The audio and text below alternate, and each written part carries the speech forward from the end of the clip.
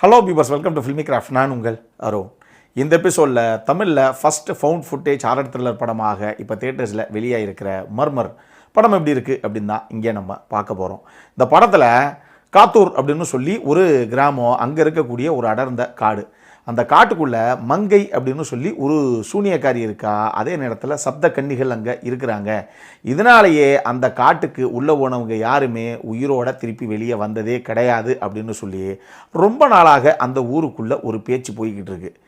இது கேள்விப்பட்டதுக்கப்புறம் 4 ஃப்ரெண்ட்ஸு கேமராவும் கையுமாக, அப்படிலாம் ஒன்றும் கிடையாது, எவனோ ஒருத்தன் அவுத்து விட்ட கட்டுக்கதை தான் இது, மங்கையும் கிடையாது, அங்கே எந்த கன்னிகளும் கிடையாது, நாங்கள் போய் லைவாக என்ன தான் நடக்குது உள்ளே அப்படிங்கிறத கேப்சர் பண்ணிட்டு வரோம் பாருங்க அப்படின்னு சொல்லி 4 பேர் உள்ளே போகிறாங்க அந்த காட்டுக்குள்ளே. காந்தா அப்படின்னு சொல்லி அந்த உள்ளூரை சேர்ந்த ஒரு பொண்ணு நான் வழிகாட்டுறேன் அப்படின்னு சொல்லி இந்த 4 பேரோட சேர்ந்து போகிறான்.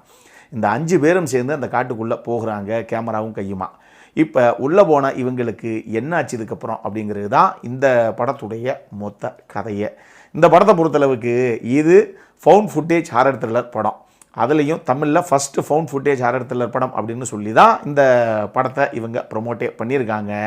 உலகளாவிய அளவில் நம்ம பார்த்தோம் அப்படின்னா கூட இதுவரைக்கும் இந்த மாதிரி ஃபவுண்ட் ஃபுட்டேஜ் ஹாரர் த்ரில்லர் படங்கள் வேறு லாங்குவேஜில் நம்ம பல படங்கள் நம்மளுடைய சேனல்லே விமர்சனம் பண்ணியிருக்கோம். உதாரணத்துக்கு த பிளேர் விட்ச் ப்ராஜெக்ட் ஆகட்டும், காஞ்சியம் ஹாண்டட் அசைலம் படமாகட்டும், பேரநார்மல் ஆக்டிவிட்டி, கிரேவ் என்கவுண்டர்ஸ்னு சொல்லி எக்கச்சக்கமான படங்கள் நம்ம ஏற்கனவே விமர்சனம் பண்ணியிருக்கோம். ஆனால் தமிழில் அப்படி ஒரு படம் வந்திருக்கா அப்படின்னா இதுதான் முதல் படம் அப்படின்னு சொல்லப்படுது. அந்த மாதிரி படங்கள்லாம் எந்த மாதிரி பாணியில் ப்ரெசென்ட் பண்ணப்படுமோ கிட்டத்தட்ட அதே மாதிரி ஒரு பாணியில் தான் இந்த படத்துடைய இயக்குனரான ஹேம்நாத் நாராயணன் இந்த படத்தை ப்ரெசென்ட் பண்ணியிருக்காப்புல.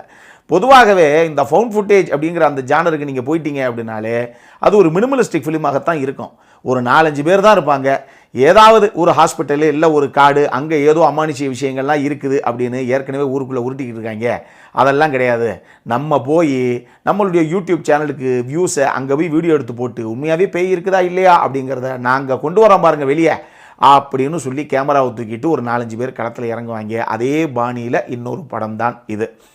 ஸோ உள்ளே போனவங்க எல்லாத்துக்கும் என்ன நடந்துச்சு, அதில் எந்த அளவுக்கு ஒரு ஹாரர் விஷயமெல்லாம் நமக்கு கிடைச்சிது, ஒரு இம்பேக்டான ஒரு விஷயம் இருக்குது இல்லையா, அந்த மாதிரி ஒரு படம் தான் இது.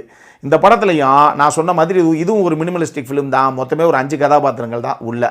அந்த கதாபாத்திரங்கள் எல்லாத்தையும் ப்ளே பண்ண ஆர்டிஸ்ட் இருக்காங்க இல்லையா, அது ரிச்சி கபூர் ஆகட்டும், தேவராஜ் ஆகட்டும், சுகன்யா, யுவிகா, அரியா அப்படின்னு சொல்லி எல்லாரும் அவங்கவுங்க எடுத்துக்கிட்ட கதாபாத்திரத்துக்கு என்ன தேவையோ அதை நீட்டாகவே பண்ணியிருந்தாங்க ஸ்க்ரீனில். இந்த படத்தை பொறுத்தளவுக்கு எனக்கு பிடிச்சது இந்த படத்துடைய செகண்ட் ஹாஃப் தான். அதுவும் இந்த கதைக்களம் நகர்ற போக்கில் செகண்ட் ஹாஃபுக்கு போகும்போது ஒரு கட்டத்தில் தனித்தனியாக பிரியக்கூடிய கதாபாத்திரங்கள், அதுலேயும் நைட் நேரத்தில் அந்த காட்டுக்குள்ளே அந்தந்த கதாபாத்திரங்களுக்கு கிரியேட் ஆகக்கூடிய அந்த பயம், பதட்டம் அப்படிங்கிற எல்லா விஷயத்தையும் இவங்க காட்சிப்படுத்தின விதம். ஆளரவமே இல்லாத ஒரு காடு, அந்த காட்டுக்குள்ளே கையில் இருக்கிறது ஒரே ஒரு டார்ச் லைட்டு தான். இதோடு எங்கே போகிறோமோ, எங்கே மங்கையை பார்க்க போகிறோமோ அப்படிங்கிற அந்த பதபதைப்பில் அங்கங்கே கிரியேட் பண்ணப்பட்ட அங்கங்கே ஜம்ப்ஸ்கேர்ஸு அப்படின்னு சொல்லி ஒரு சில விஷயங்களை செகண்ட் ஹாஃபில் ரொம்ப ப்ராப்பராகவே ஒர்க் அவுட் பண்ணியிருந்துச்சு இந்த டீமு. அதுலேயும் குறிப்பாக கிளைமேக்ஸில் ஒரு 6 சம்மந்தப்பட்ட ஒரு காட்சி ஒன்று இருக்குது. அதை நான் அதிகமாக ரிவீல் பண்ண முடியாது, ஸ்பாய்லர் ஆகிடும். அந்த சீன் வரைக்கும் முடிஞ்ச அளவுக்கு அந்த ஜம்ப்ஸ்கேர்ஸு அப்படிங்கிற அந்த மொமெண்ட்ஸை அந்த ஹாரர் மொமெண்ட்ஸு, ஹாரர் எலிமெண்ட்ஸ் எல்லாத்தையும் செகண்ட் ஹாஃபில் இந்த டீமு பெருசாக கிரியேட் பண்ணுறதுக்கு ட்ரை பண்ணியிருக்கு. அது ஒரு சில இடங்களில் ஹானஸ்டாக சூப்பராகவே ஒர்க் அவுட்டும் ஆகிருக்கு. ஆனால் இந்த ஃபவுண்ட் ஃபுட்டேஜ் ஹாரர் படங்களில் 2 விஷயங்கள் இருக்குது. ஒன்று தெரிஞ்சுங்க, பொது ஹாரர் படங்களே 2 விஷயங்கள் இருக்குது. என்கிட்ட கேட்டிங்கன்னா ஹாரர் அப்படிங்கிறதும் காமெடி மாதிரி சப்ஜெக்டிவ் தான். காமெடி படங்கள் இப்போ நான் சிரித்த அதே சீனுக்கு நீங்கள் சிரிக்கணும் அப்படிங்கிற எந்த நீதியும் கிடையாது. அதே மாதிரி ஹாரர் படங்கள் ஒருத்தர்கள்லாம் பார்த்தீங்கன்னா அவர் ஆஃபீஸுக்கு போயிட்டு ரிட்டர்ன் வரும்போதே சுடுகாட்டு வெளியே தான் வீட்டுக்கு வந்து சேருவாப்பில் டிஃபன் பாக்ஸை தூக்கிட்டு. இப்படி அட போவாங்க இப்போ ஏதாவது நான்லாம் டெய்லி சுடுகாட்டு பக்கம் தான் போகிறேன் அப்படிங்கிற நபர்களையும் நம்ம பார்த்துருக்கோம்.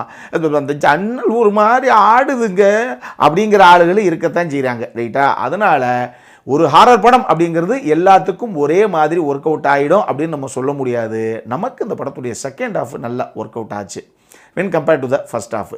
2வது விஷயம் என்ன அப்படின்னா, இந்த மாதிரி ஃபவுண்ட் ஃபுட்டேஜ் ஹாரர் த்ரில்லர்ஸ் இருக்குது இல்லையா, இதெல்லாம் நம்ம சும்மா டிவிலையோ இல்லை மொபைல் ஃபோன்லையோ பார்த்தோம் அப்படின்னா பெருசாக எந்த ஒரு இம்பேக்ட்டுமே கிடைக்காது.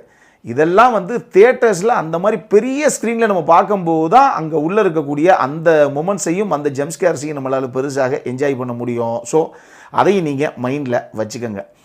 இன்னொரு பக்கம் அந்த படத்துடைய செகண்ட் ஹாஃபில் இவங்க ஒர்க் அவுட் பண்ண அந்த விஷயங்கள் இருக்கு இல்லையா, அதுக்கு டெக்னிக்கலி சப்போர்ட்டிவாக இருந்தது 2 பேர். ஒன்று ஜேசன் வில்லியம்ஸ், அவர் தான் படத்துடைய சினிமோட்டோகிராஃபரு. செகண்ட் ஹாஃபில் அந்த காட்சிகள் எல்லாத்தையும் நமக்கு அந்த ஒரு ஜெர்க்கு கொடுக்குற மாதிரி ஒரு சில காட்சிகள் எல்லாத்தையும் ரொம்ப நீட்டாகவே அவர் கன்சீவ் பண்ணியிருந்தார். இன்னொரு பக்கம் படத்துடைய சவுண்ட் டிசைனரான கெவின் ஃப்ரெட்ரிக், அவர் செகண்ட் ஹாஃபில் சும்மா மிரட்டி விட்டுருந்தாப்புல. அந்த காட்டுக்குள்ளே டார்ச் லைட்டை வச்சு நடக்கிற சம்பவங்கள்லாம் அதிரிபுதிரியாக இருந்தது. அந்த மாதிரி சம்பவங்களும் உள்ளே இருக்குது. சரி, இதெல்லாம் ஒரு பக்கம் இருக்கட்டும்.